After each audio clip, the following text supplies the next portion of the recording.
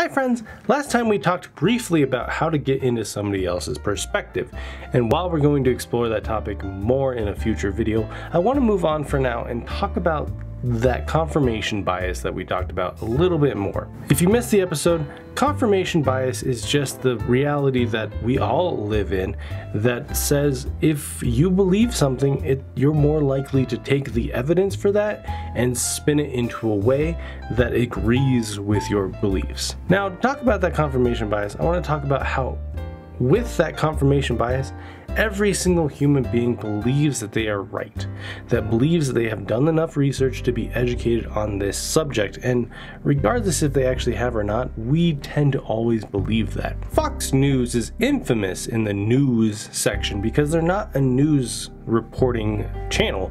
They are a sensationalized entertainment channel where they take things that could be news and could not be news, and then they spin it into a sensationalized way to really pump it up and amp it up and blow it out of proportions.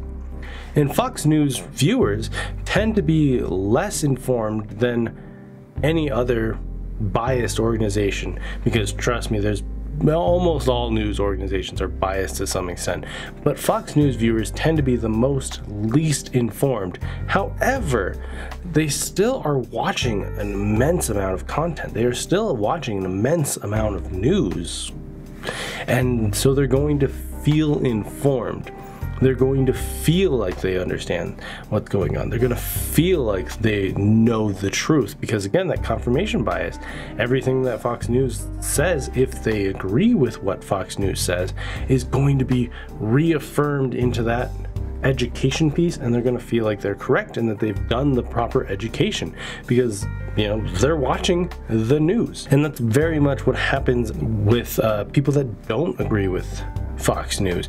You know, if they only watch MSNBC, and while yes, MSNBC is technically more factual than Fox News, it's still very biased, and so you can watch that and be like, oh well, I know exactly what's going on, you know, the president's a terrible person, while the person who's watching Fox News, they could be sensationalizing the exact same story, but of course they're going to spin it in a positive way for the current president because he's a Republican, and they're going to be like, wait, no, I heard the president was a wonderful person, he's done nothing wrong, I haven't heard the president do anything bad, because the news source that they're getting their information from is reporting that. And so it's important that when you're listening to other people's perspectives and their stories, understand that they are going to feel like they are correct and that they've done the proper research and education to be talking about this subject.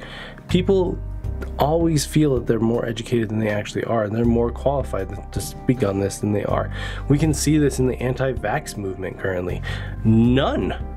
Almost none of the anti-vaxxers are scientists.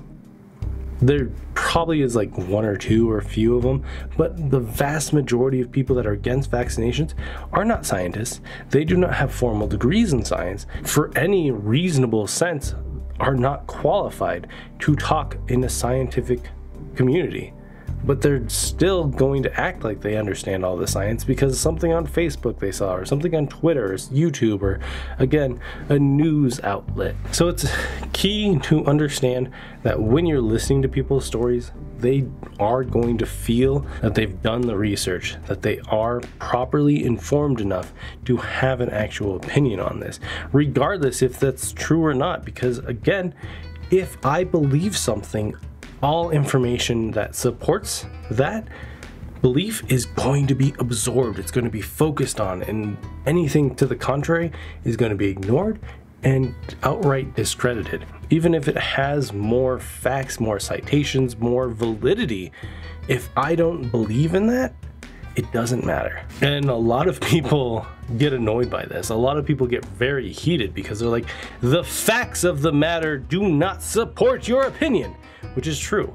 You know, the facts of vaccines do not support any anti-vax statements or stances, but that doesn't change the fact that facts do not hold a candle to feelings. And that's what we're dealing with.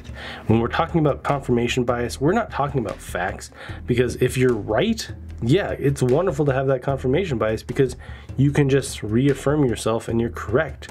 A lot of things that I believe politically, I think I'm right, and correct in, but at the same time, I could technically be wrong, but it's going to be so hard to see it because my feelings over here are telling me that I am correct, regardless if the facts come out and say, maybe you're not. And so while you're talking to other people and while you're listening to their stories and trying to find out their perspectives and listening to their feelings, when you're trying to come up with those excuses and those rationalities and those justifications for their actions, keep in mind that they feel that they're correct, they feel that they're informed, and they feel that they are justified and qualified to have this conversation. And with that brief look into another aspect of perspective taking, I'll leave that for this week, and again, we'll keep talking next week.